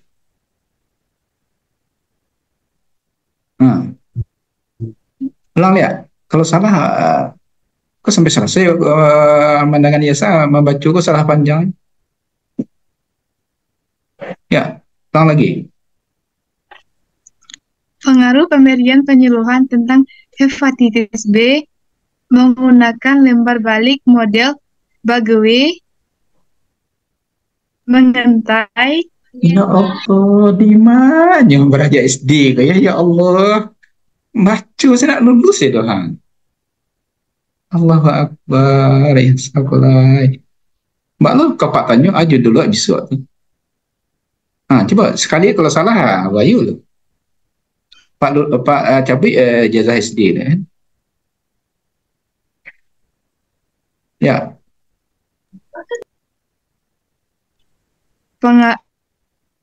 Pengaruh pemberian penyuluhan tentang hepatitis B menggunakan lembar balik model bagaimana mengentai hepatitis terhadap pengetahuan ibu hamil di Puskesmas Kota Baru Kota Sungai Penuh tahun 2024. Itu baru lulus ya. Salah ya saya tadi itu yang acut-acut. Kalau mengentai itu lain tuh, nyentai saja. Jadi bagawe ngentai. Tambah lo mengentai, nah lo mama itu mau tambah. Oke ya, kita lihat. Nah, judulnya sudah dibaca oleh Yasa setelah beberapa kali mengulang ya. Ini di desa Yasa Pak di Puskesmas Kota Baru. Nggak nyali deh Pak. Aduh, pokoknya Pak suruh membaca salah. Kan SD nak lulus sudah. Ya, ya enggak Ki? Kan ada lulusnya SD itu dong. Oke, kita lihat. Ya, kita lihat dari judul ini. Kita udah belajar tadi bahwa sains itu yang menghasilkan suatu teori. Ya, kira-kira dari judul ini, pertanyaan pertama saya ke saudara semua. Ini masuk ke dalam penelitian apa ini? Ayo, siapa yang bisa jawab? Ini masuk dalam penelitian apa ini? Ada yang bisa jawab? Jadi penelitian itu ada 3 ya. Saya kupas dulu sedikit ya. Ada penelitian deskriptif, ya. Ada penelitian analitik. Yang ketiga ada penelitian eksperimental. Ya, ada 3 ini. Ada deskriptif, ada analitik, ada eksperimental. Zul, dari 3 itu, ini masuk ke penelitian apa, Zul? Zul Fikri, ini masuk dalam penelitian apa? Zul, dia cek nadanya lo. Iya, Pak. Zul cek nadanya, padahal Pak nampak Zul pun kamera Zul ke bawah supaya wajah Zul hilang. Masuk dalam penelitian apa tuh dari 3 itu? Deskriptif, analitik, atau eksperimental? Ayo, itu masuk penelitian apa itu? Analitik, Pak. Iya, oke. Analitik kecil Zul. Betul lagi.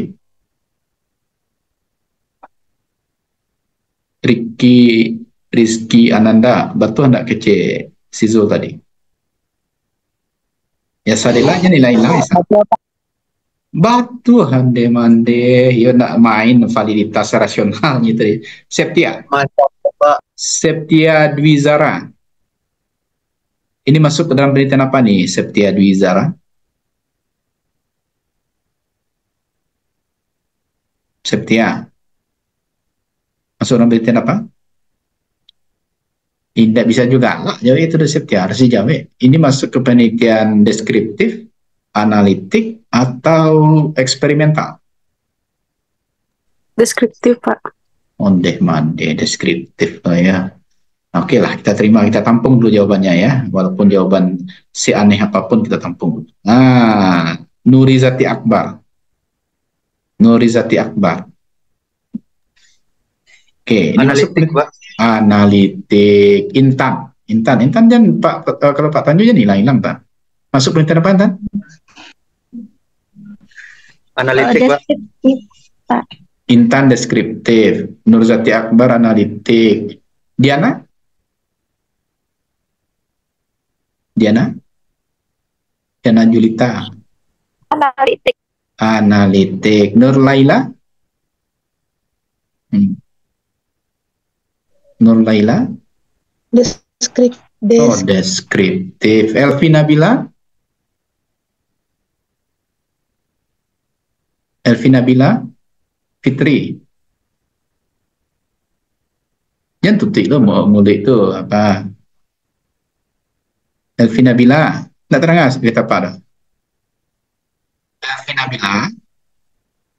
Elvi Nabila Fitri? Oh, nih ke Elvi Nabila aku bantuannya foto apa nya kok? Duduk aja di fotonya, terus tampilannya di zoomnya kan? Jadi seolah-olahnya ada, kiranya nggak ada. Astagfirullah. Indri Desrayoni. Deskriptif, Pak. Deskriptif. Oke, saya ambil kesimpulan ya. Dari jawaban saudara itu tidak ada satupun yang benar. Ya, ini adalah jenis penelitian eksperimental. Nah, jadi coba saya sampaikan ini. Tentu ada 3 saya bilang tadi. Ada deskriptif, ada analitik, ada eksperimental. Ya, penelitian deskriptif itu biasanya judulnya itu adalah gambaran, ya, gambaran apa? Misalnya gambaran tingkat pengetahuan ibu tentang gizi misalnya di wilayah kerja Puskesmas A tahun 2024, itu namanya penelitian deskriptif. Jadi kalau ada judulnya gambaran, ya, atau sebaran, ya, atau demografi, itu namanya penelitian deskriptif. Ya, yang kedua ada penelitian analitik. Ya, contohnya diantaranya hubungan pengetahuan ibu tentang gizi dengan kejadian kekurangan energi kronik misalnya. Balita di Desa A, Kabupaten X tahun 2026 misalnya. Itu adalah penelitian yang bersifat analitik. Atau ada juga judulnya faktor-faktor yang berhubungan dengan kejadian stunting di Kabupaten Pasaman tahun 2024. Itu juga adalah penelitian analitik, ya. Tetapi kalau penelitian eksperimental, itu judulnya diantaranya adalah pengaruh. Ini, pengaruh pemberian penyuluhan tentang hepatitis B menggunakan lembar balik model Bagawe ngentai hepatitis terhadap pengetahuan ibu hamil di Puskesmas Kota Baru, Kota Sungai Penuh tahun 2024. Itu adalah salah satu contoh untuk penelitian yang bersifat eksperimental. Apa yang membedakan di sini? Ya, di samping pengaruh ini ada lagi efektivitas ya. Efektivitas itu juga adalah penelitian yang bersifat eksperimental. Jadi kalau ada pengaruh ini, pasti dia melakukan intervensi. Ya, intervensi apa yang diberikan di sini? Intervensi yang dilakukan adalah pemberian penyuluhan. Pemberian penyuluhan itu dinamakan dengan edukasi kesehatan. Ya, bisa saja nanti ibu hamilnya diberikan penyuluhan bagaimana fungsi dan kegunaan hepatitis B agar ya kejadian A tidak terjadi misalnya. Ya, itu disampaikan dalam bentuk penyuluhan, pemberian edukasi kesehatan. Contoh lain misalnya saudara mau melakukan pijat kaki ya pada pasien post operasi misalnya, ya, agar misalnya udemnya cepat mengecil misalnya, itu juga dilakukan penelitian eksperimental. Apa tindakan yang dilakukan di sana? Pijat kaki. Atau saudara melakukan misalnya pemberian relaksasi kepada pasien yang menderita stres misalnya, karena kecemasannya yang terlalu tinggi misalnya. Maka pemberian relaksasi itu dinamakan dengan pemberian intervensi. Paham sampai di sini? Oke, jadi kembali kita ulang. Judul ini adalah judul untuk penelitian yang bersifat eksperimental. Paham? Paham ya? Jangan salah, ini bukan analitik, ya. Ini bukan analitik, apalagi deskriptif. Ya, karena deskriptif itu adalah merupakan penelitian lanjutan untuk penelitian yang bersifat statistik inferensial. Oke ya, ini sudah banyak dan selalu saya ulang ketika belajar statistik kemarin. Ya, paham Indri Desrayuni? Insya Allah Saya paham, ulang, Pak. saya bertanya lagi nih. Ini kan tadi penelitian apa Indra Yuni panggilannya? Indri. Indri ini panggilannya Yuni atau Indri? Indri, Pak. Oh, Indri. Ya. Oh, Yuni bapaknya ya. Indri, coba nih. Penelitian ini penelitian apa, Indri? Eksperimental, Pak. Apa intervensi yang dilakukan? Nggak boleh dihilang. Apa intervensi yang dilakukan? Ini langsung dihilang aja poin. Apa intervensi yang dilakukan? Oke, nanti dalam pembelajaran lanjutan kita akan bahas secara lebih detail ya masing-masingnya. Tapi pertanyaan sekarang, apa intervensi yang dilakukan, Indri? Ya Allah, saya review saja apa yang saya sampaikan, tidak bisa Indri menjawab. Yuni ya, Yuni tanggung jawab Yuni. Ya Yuni, ini penelitian apa Yuni? Eksperimental, Pak. Apa intervensi yang dilakukan? Dia memberikan penyuluhan tentang hepatitis B, Pak. Maaf Pak, ini matiin karena kalau nggak Ya, dimatiin boleh. kameranya. Sip, nggak apa-apa. Terus instrumen apa yang digunakan di sini? Dia menggunakan lembar balik, Pak. Yang lembar balik apa namanya Yuni? Model Bagawe ngentai. Aja sampai nggak bisa lo membaca. Biasa lah. Bagawe ngentai. Ya, itu lembar baliknya. Itu namanya adalah instrumen penelitiannya. Ya. Apa yang ingin dicapai oleh peneliti ini? Dia ingin mencapai bagaimana pengetahuan ibu hamil tentang hepatitis B itu, Pak. Mantap. Kayak gitu jawabannya tuh paham tuh. Ya. Indri eksperimen C sih bisa dijawab ya. Sepanjang tuh dari judul tuh yang bisa ingat ya, di judul itu ada person ya, ada place, ada time ya. Person itu orang. Siapa orangnya di sini? Ibu hamil. Di mana place-nya? Place itu tempat. Tempatnya adalah di Puskesmas Kota Baru, Kota Sungai Penuh. Ada time. Time itu tahun 2024. Jadi judul yang baik itu harus ada person, harus ada place, dan harus ada time. Ya, kalau di dalam kita sebagai peneliti Indonesia mengatakan ada 5W 1H. Ada who, ada where, ada when, ya, kemudian ada how, ya, gitu ya. Jadi ingat ya, kalau saya condong mengajarkan ada place, ada time, dan ada person. Ada person, ada place, ada time. Person itu orangnya. Jadi ketika kita membuat suatu judul penelitian, harus ada orangnya atau subjek yang akan kita teliti. Di sini yang diteliti adalah ibu hamil. Kemudian ada place, tempatnya di mana? Tempatnya di Puskesmas Kota Baru, Kota Sungai Penuh, tahun, ada time, tahunnya adalah tahun 2024. Kemudian substansi itu yang dinamakan dengan how, bagaimana? Yang ingin dilakukan di sini adalah pemberian intervensi, pemberian penyuluhan, agar pengetahuan ibu hamil tentang hepatitis B itu meningkat. Bisa dipahami? Paham ya? Nah, ini saja dulu yang saudara pahami hari ini. Mudah-mudahan saudara bisa menyimak ya. Kalau tidak disimak hari ini, nanti saya akan coba bagikan lagi videonya. Oke? Ada yang mau ditanyakan? Ada yang mau bertanya? Saya silakan. Pak, izin bertanya. Ya, silakan. Pak, kalau contoh dari penelitian analitik itu gimana? Oke. Contoh penelitian analitik itu diantaranya tadi hubungan, misalnya hubungan pengetahuan perawat tentang teori A misalnya, ya, kebijakan apa di manajemen keperawatan ya, dengan kejadian apa di rumah sakit. Jadi ada hubungan. Hubungan itu analitik. Atau yang lebih dalam lagi faktor-faktor yang berhubungan dengan manajemen keperawatan di Rumah Sakit Yarsi Kota Bukit Tinggi misalnya. Itu adalah analitik. Ya Suci? Jadi bisa saja nanti judulnya hubungan, atau bisa jadi judulnya nanti adalah faktor-faktor yang berhubungan. Itu adalah penelitian yang bersifat analitik. Jadi kemarin saya sudah ajarkan bagaimana cara menganalisis menggunakan chi-square. Chi-square itu hubungan itu, ya, itu adalah cara mengolah data menggunakan analitik, ya. Tapi saya tidak punya hak untuk mengajarkan untuk eksperimen. Karena yang mengajarkan nanti siapa? Biostat setelah saya.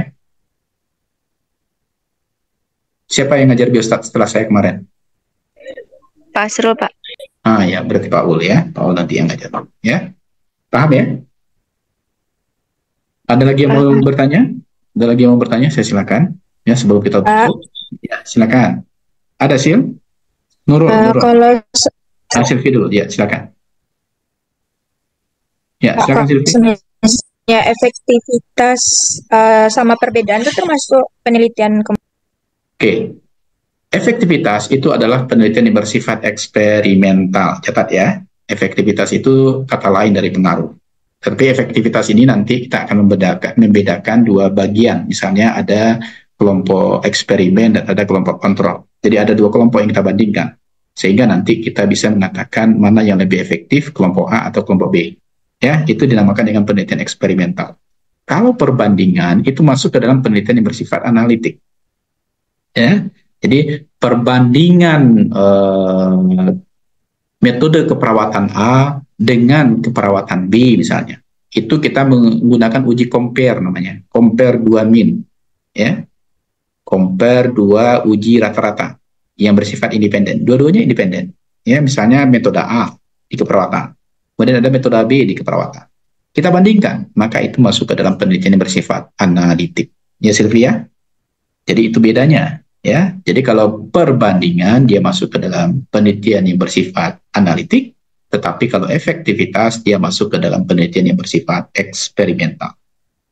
Tapi eksperimental untuk efektivitas dia biasanya menggunakan lebih dari satu kelompok. Tidak hanya kelompok intervensi dan dia juga akan mengikut sertakan nanti kelompok kontrol. Paham? Silvi? Ada dicatat? Terima kasih, Pak. Ya, ada dicatat. Ada, Pak. Oke, Ada, Pak. sip. Silakan yang lain yang mau bertanya sebelum kita tutup. Ya, Pengen tanya sebentar, Pak.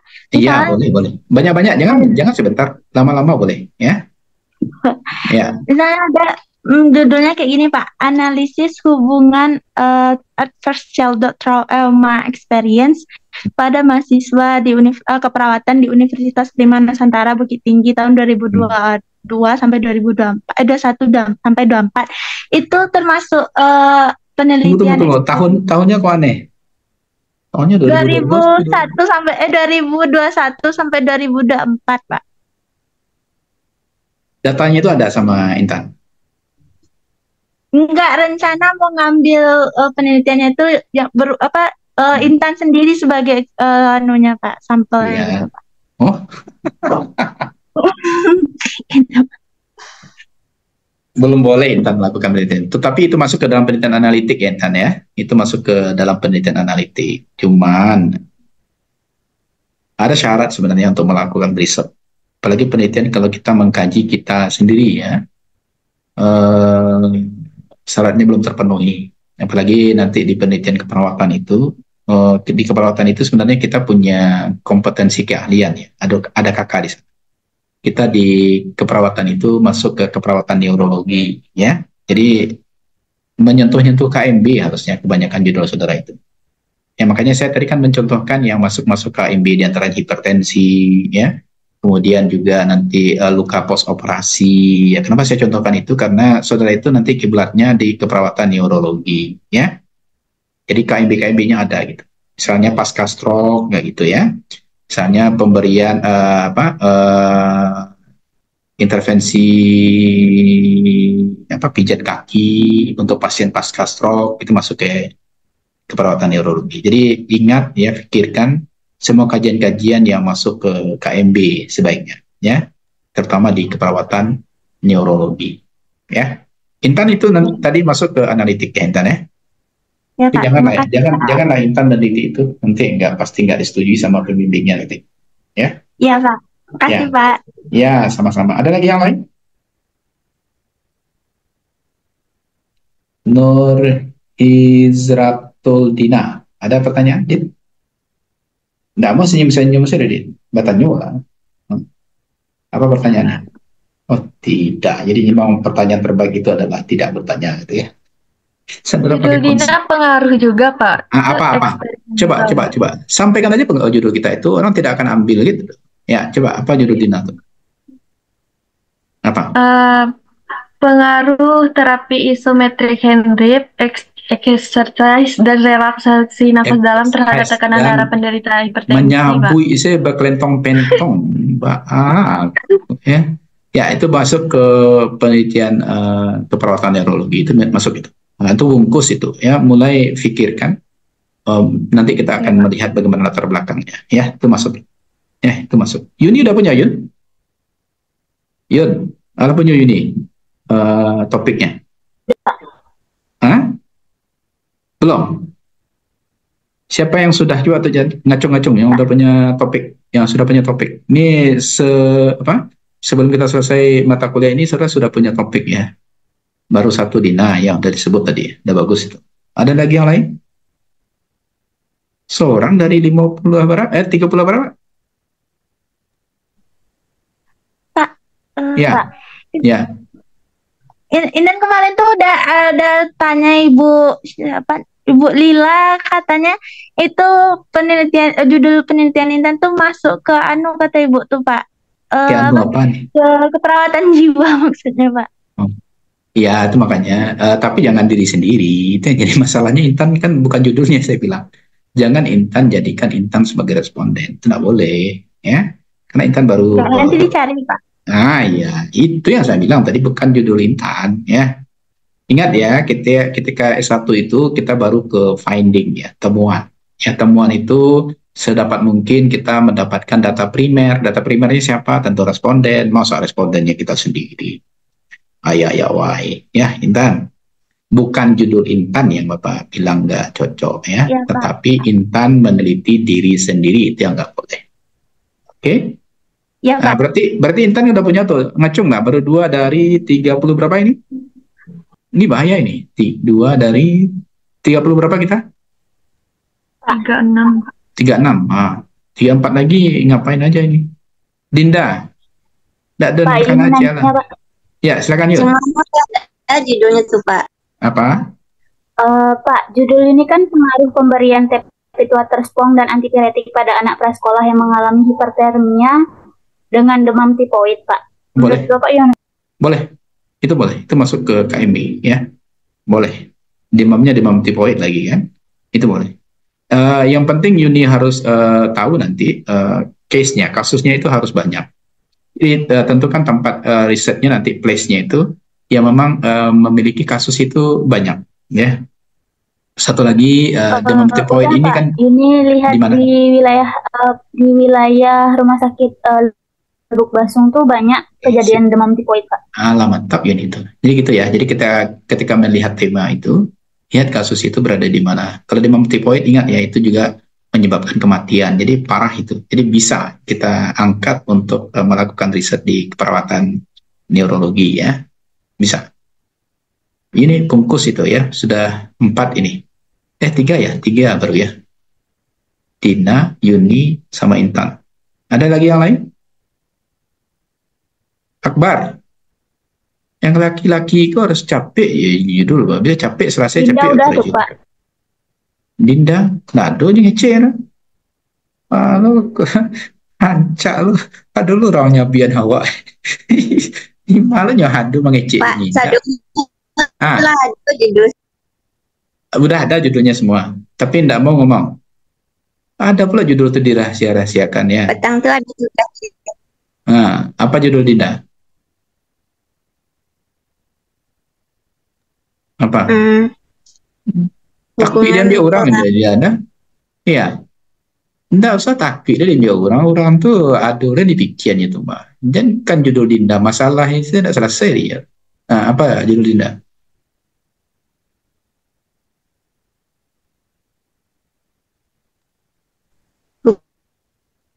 Hubungan dengan Hubungan apa? hubungan pola makan dengan jadi lah kecek Dinda. hubungan pola makan dan tingkat stres dengan kejadian gastrik pada remaja. Oke, bisa ya, bisa ya. Nanti siapa yang jadi responden ini? Walaupun terputus-putus, Dinda saya cepat nangkap orangnya ya. Di mana respondennya? Respondennya ya, Pak. Di mana?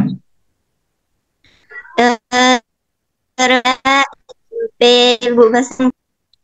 Orang lu bahasa sama aja Yuni. Orang lu bahasa ni lah. Oh ya, iya. Oke, jadi ingat ya, kasusnya harus ada di sana dulu. Kemudian misalnya ya dengan kasus itu prestasi belajarnya menurun, itu boleh ya dijadikan sebagai latar belakang ya. Kenapa hal itu terjadi ya? Berarti tidak hanya meninggal ya. Misalnya prestasi belajarnya menurun atau mungkin dia menyebabkan tidak semangat untuk belajar itu ya bisa. Oke, ya alhamdulillah ya saudara sudah punya topik untuk masing-masingnya. Walaupun saudara malu-malu ya, takut diketahui teman judulnya apa sepertinya ini ya, nggak apa-apa. Tapi ingat ya, output atau outcome di dalam mata kuliah kita ini adalah saudara menghasilkan proposal penelitian. Jadi nanti mungkin barangkali Bu Ayu ya yang akan lebih mendalami bagaimana proposal itu saudara selesaikan ya. Tapi nanti saya juga akan membantu bagaimana saudara itu bisa menarik suatu topik yang menarik yang berhubungan dengan keperawatan neurologi. Mungkin barangkali itu. Terakhir, sekali lagi saya tanyakan, ada yang mau bertanya lagi? Tidak? Tidak, Pak. Kalau tidak, saya akhiri pertemuan kita hari ini. Oh ya, si pennya siapa? Yang ada di Bukit Tinggi siapa si pennya? Ini Pak. Yuni di Bukit sekarang. Ini Pak. Yuni di Bukit Tinggi Iya, sekarang. Nah, Yuni apa monitoring perkuliahan kita, tolong diisi.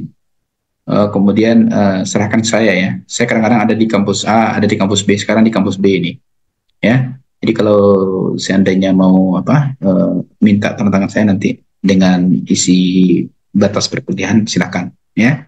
Saya selalu ada di kampus ya. Assalamualaikum warahmatullahi wabarakatuh. Salam.